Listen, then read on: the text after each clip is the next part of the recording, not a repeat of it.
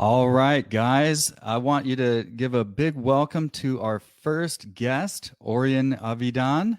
She comes to us from Israel. Orion helps Amazon sellers and retailers increase their margins by 20% through excess inventory elimination. She has a really amazing system that she's walked me through, and I'm really excited to bring her on, and she's going to share what you can do during this crisis. So she's been working with sellers all around the globe. Like she says, she has a great. She says she can increase your margins by 20%.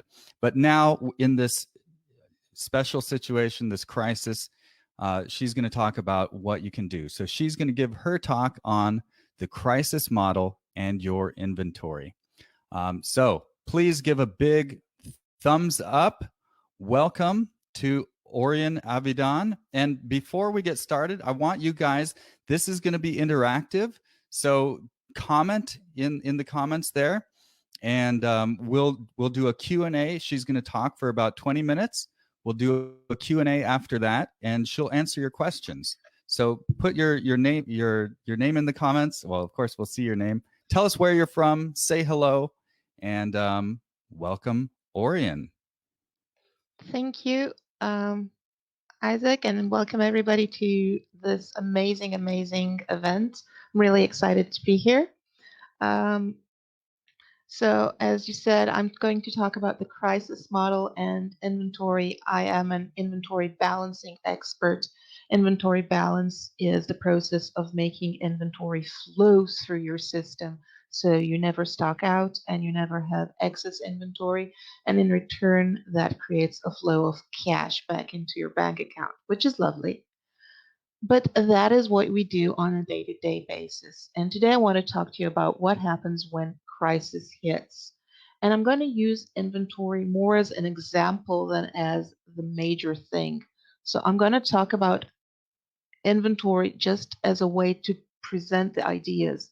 You can take it to other parts of your business as well, and I highly recommend that.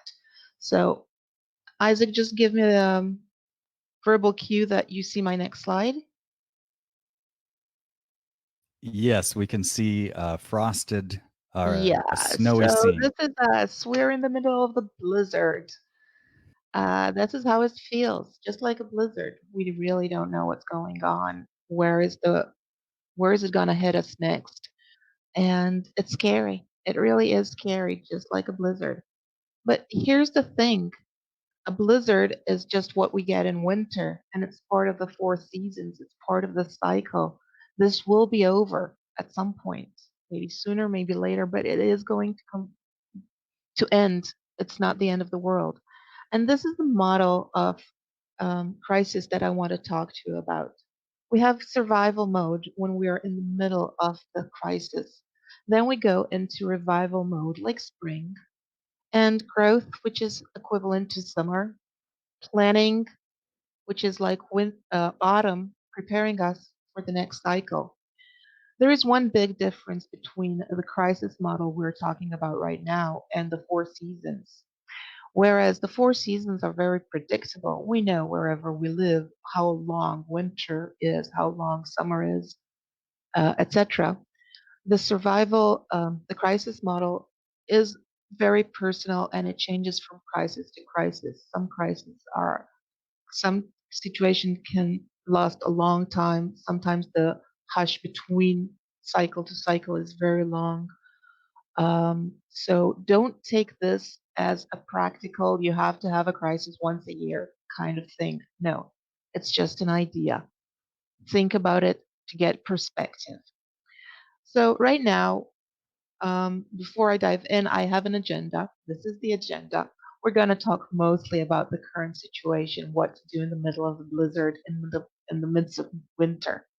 But we're going to talk a bit about how to revive, how to get out of it, and very quickly go through what happens once it's over and we get into our summer and autumn of growth and preparing for the next cycle.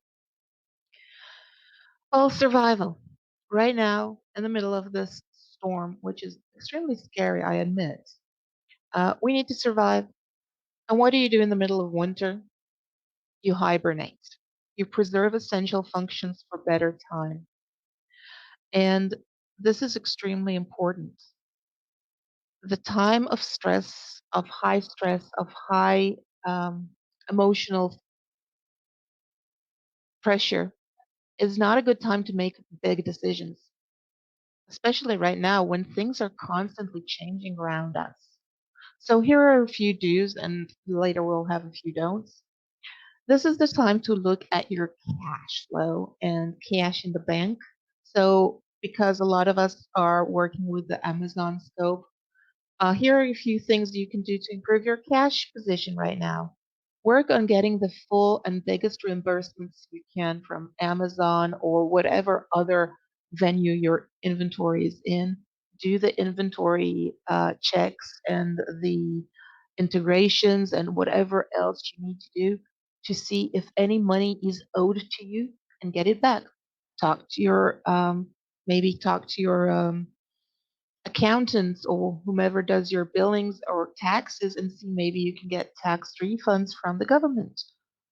Whatever you do to get money back into your pocket, this is a really, really good time to work on that.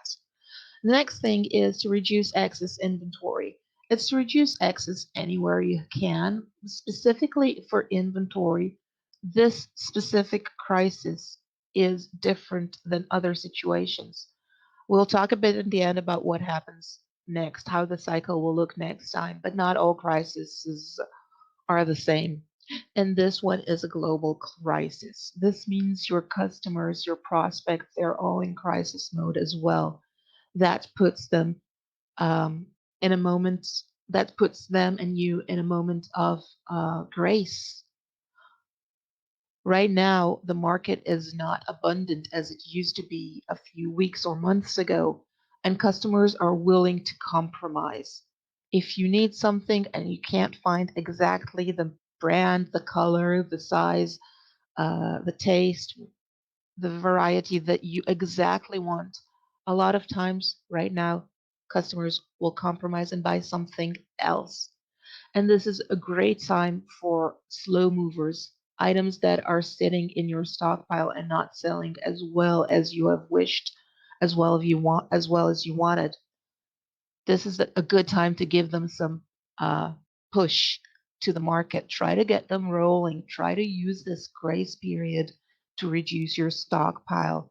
Two really good results out of that is one, you turn that inventory into money, and two, you're not stuck with it anymore. And secure additional funding. We don't know what is going to happen with this crisis. How long is it going to take? Where is it going to take us? And as Danny said, we will have people speaking about financials later on in this amazing event. So stay tuned for that. Look for ways, for new ways to secure funding, to secure cash flow. Whether it be loans on better terms or a financer or investor, whatever is available, this is a good time to look into it. You're available for it. You're less busy with inventory. So spend that time right now. It's a good idea. Now, what's on the other side? What do I recommend you do not do right now? The first thing is do not spend money on low return on investment promotions. And I'm talking from inventory point of view, but whatever you do, don't spend money where it just reduces your profits. What do I mean by low ROI promotions? For example, promoting your fast runners. Right now, when inventory is limited and you have a problem securing more inventory, giving your fast runner additional promotions and exposure will only deplete them faster.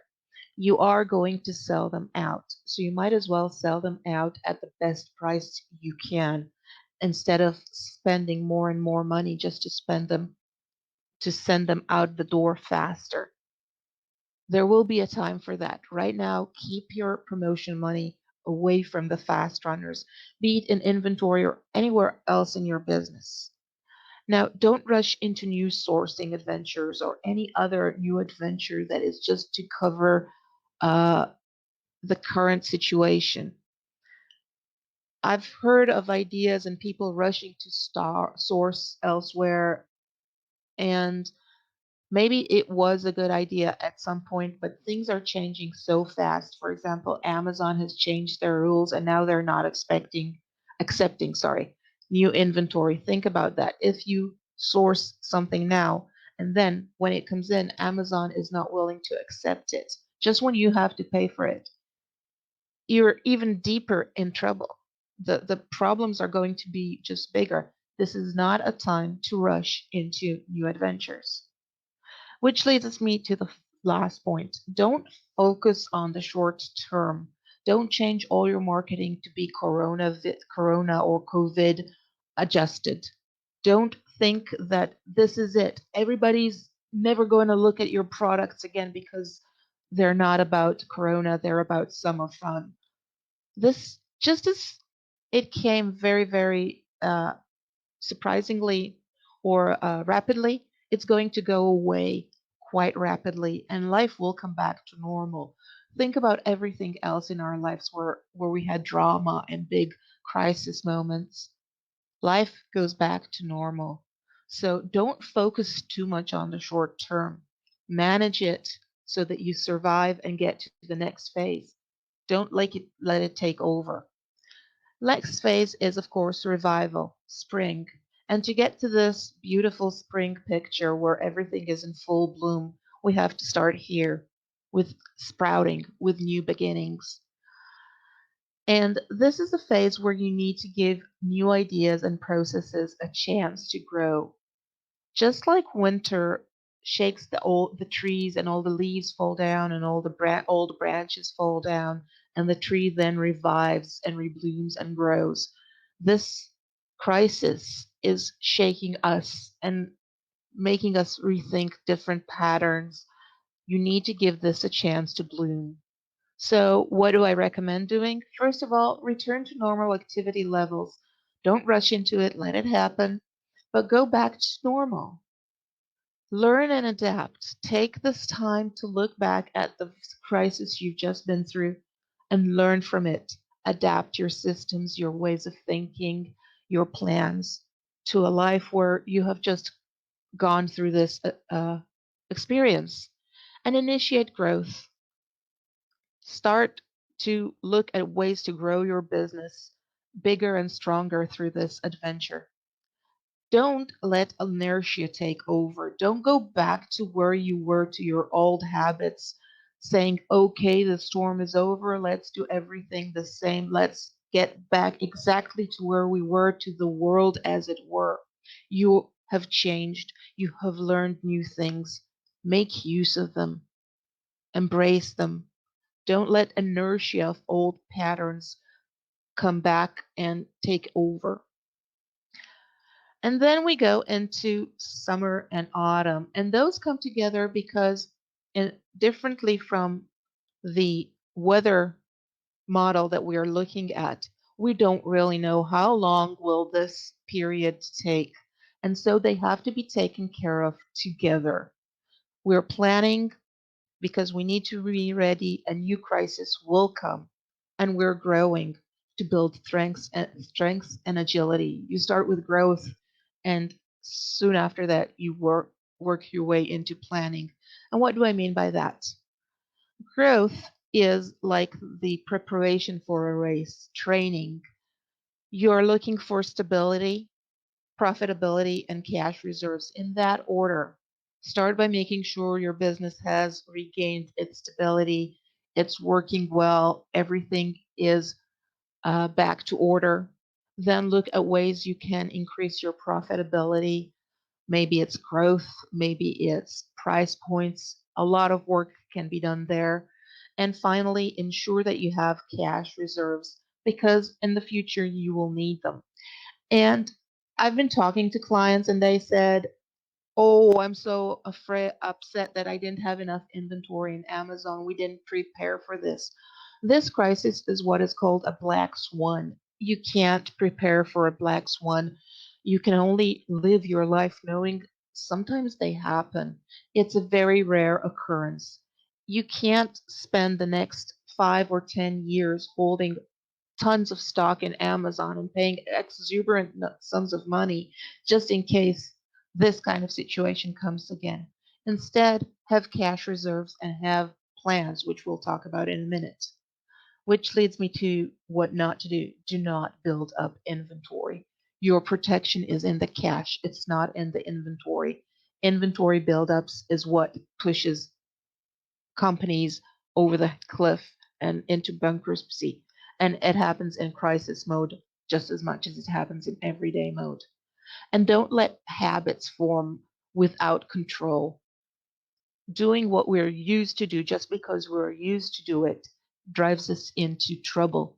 We need to always adjust to the situation. We need to always be open minded and look for opportunities to change our habits in accordance to the situation we're in. And then we need to keep preparing. We need to have scenarios planned and backup plans. We need to know what will happen if, God forbid, the plant we're sourcing from shuts down for innovation because a machine broke up. That happens. It's much more common than a coronavirus global uh, pandemic. We need to be ready for those. So we need to sit down and think what kind of scenarios could happen, what's the probability of them. And good things can also create a crisis for the business. You want to get married, congratulations. You have a baby, congratulations. But that could bring your business into a crisis mode, especially if you're a one man show. You have to be planned for that. What we don't want to do with this is to go into paralysis and back planning. Back planning means that once this crisis is over, we look back and say, oh, this is what happened. So therefore, I need to do this, this, and this from now on. I need to be prepared for the next corona. It will take its time. There will be another pandemic someday. We've had a few over the last 20 or 30 years. Most of them weren't this big or dramatic, but they happen. And who knows what will happen the next time? It can be a low key problem or a very big global effect like this one. You can't back plan. You can't say, this is what happened, therefore I must be ready for it all at all times. We look back to learn and we look forward when we plan and prepare with different scenarios. So again, we have 4 seasons, and although it looks like only doom and gloom right now. It's just part of the whole process. Things will get better, growth will return, and we have to plan for the next cycle. Any questions? All right. Thank you, Orion. That was awesome. One thing that I really appreciated was your focus on don't panic. You know, everybody's panicking in this situation. Here, there we go. Now we can focus on the two of us here. Yeah, Everybody's kind of panicking and they're reacting emotionally. And that's natural. I get it. But it's that's not going to serve you well. We have a bunch of speakers who are coming up who are going to talk about planning or decision making based on your data rather than your emotions and how to actually think about making your plans. But that's critical. Um, right, and then also, I really liked how you're taking us. So we are going to make it through this. Here's some tips to get you through there on your inventory, but also, you know, I recognized some of your core themes in the end there when we're sort of getting back into normalcy. If you take the appropriate steps, you don't just rush into getting a ton of inventory or whatever. You're going back to fundamentals and you're building from there. So I right. appreciate that. All right. Questions, comments from the audience. Go ahead and just type your questions in there. I'm going to look down here at the comment feed. If you have any questions, now's the time.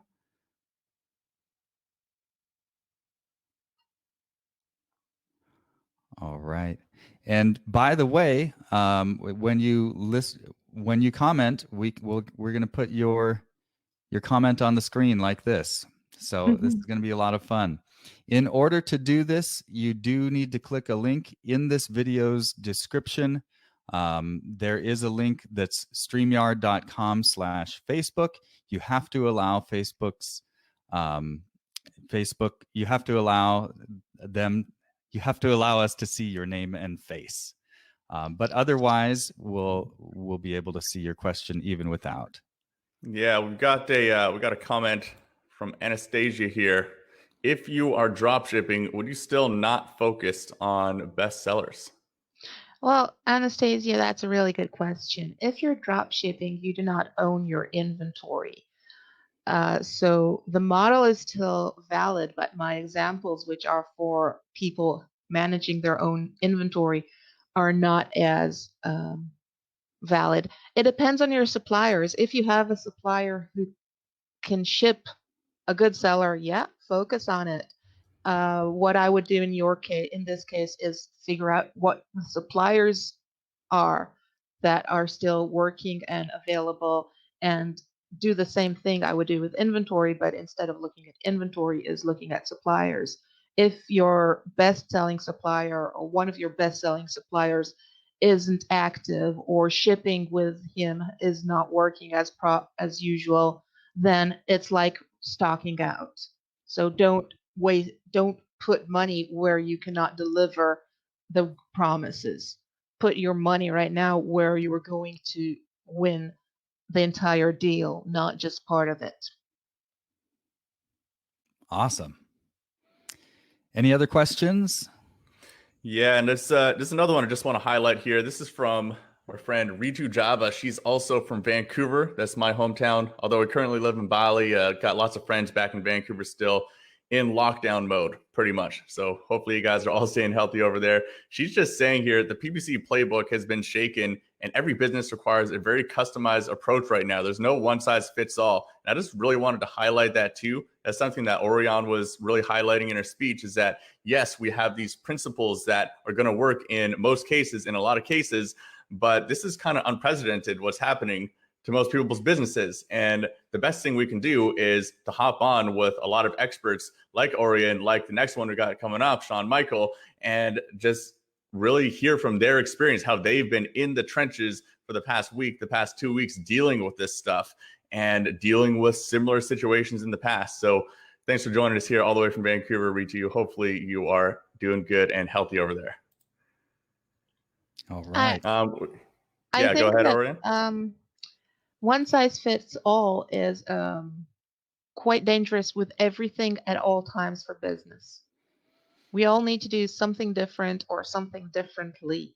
And if we then go with the cookie cutter solutions of PPC, of inventory, of everything, we might be missing out on good opportunities and we might be walking into pitfalls. So it's always everything you do has to be set exactly for your business needs.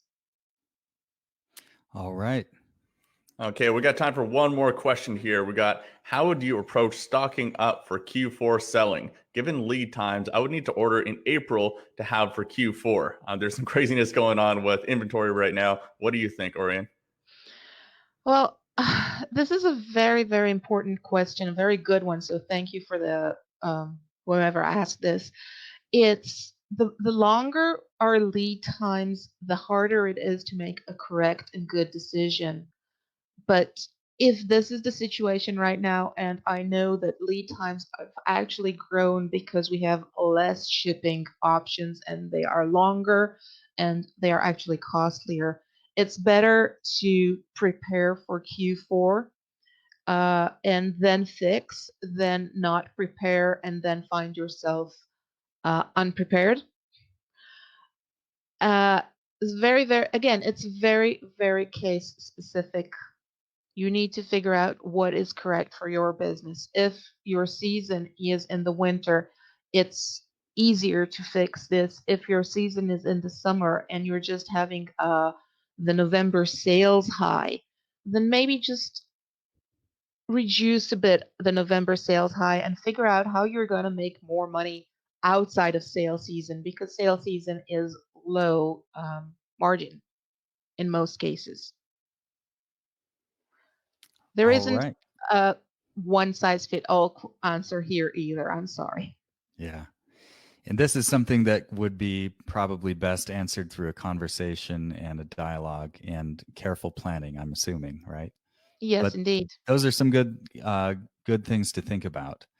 All right. Thank you so much. That's all the time we have for questions for Orion.